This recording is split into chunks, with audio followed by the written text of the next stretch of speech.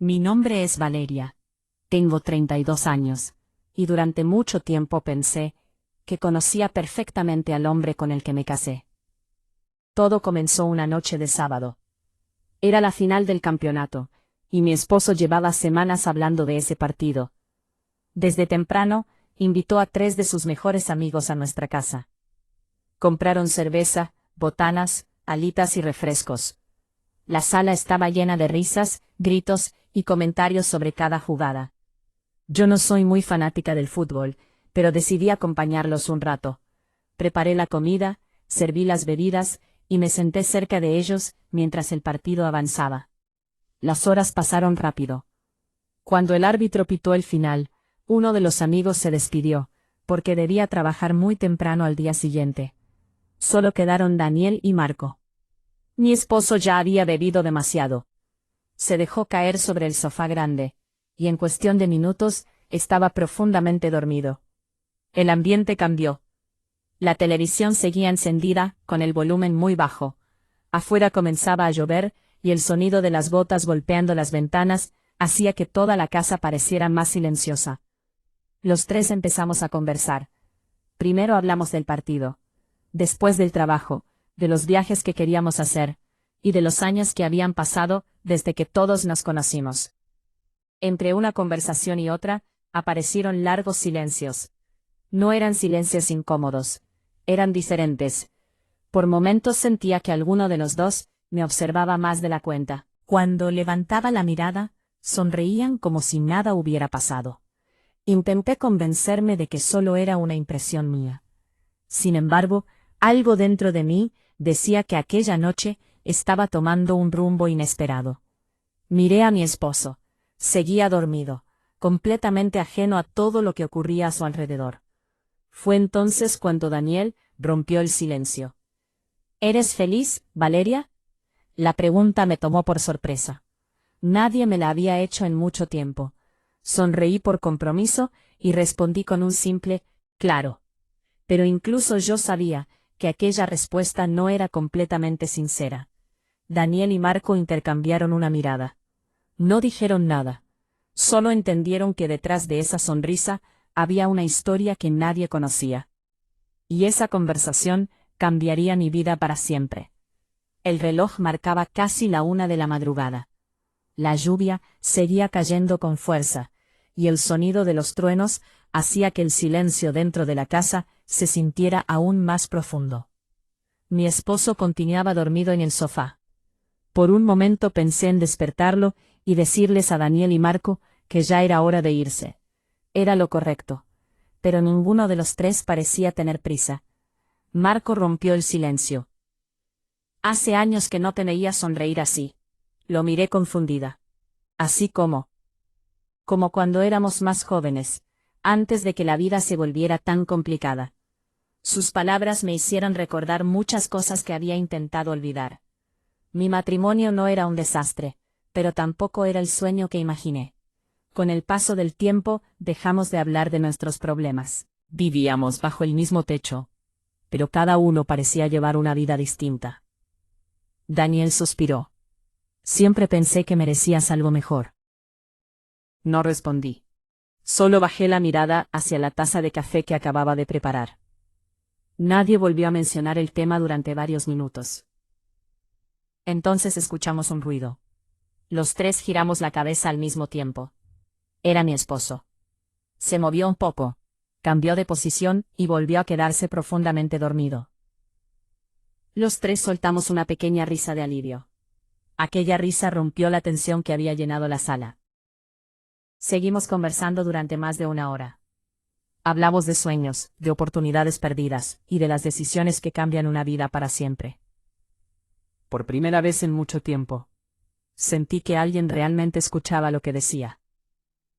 Cuando el reloj marcó las 2 de la madrugada, Daniel se puso de pie. Será mejor que nos vayamos. Marco también tomó su chaqueta. Los acompañé hasta la puerta. Antes de salir, Daniel me dijo algo que no pude olvidar. No permitas que el miedo decida por ti. Después los 2 desaparecieron bajo la lluvia. Cerré la puerta lentamente. Regresé a la sala. Mi esposo seguía dormido exactamente en el mismo lugar. Lo cubrí con una manta y apagué la televisión. Sin embargo, mientras subía las escaleras hacia nuestra habitación, no podía dejar de pensar en aquellas palabras.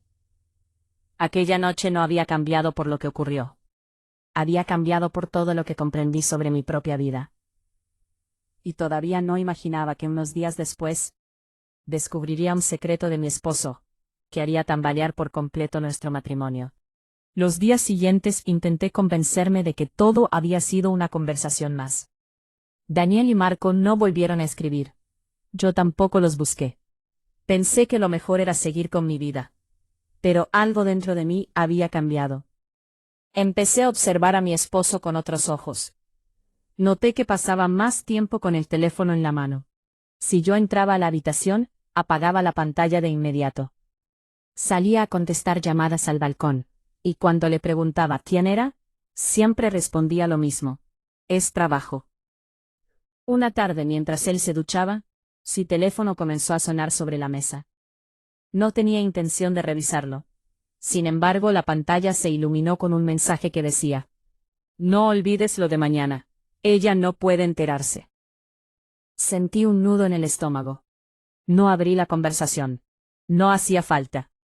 Ese único mensaje fue suficiente para sembrar una duda que ya no podía ignorar. Al día siguiente decidí salir antes del trabajo. No para seguirlo, sino porque necesitaba respuestas. Lo vi entrar a una cafetería del centro. Minutos después llegó una mujer.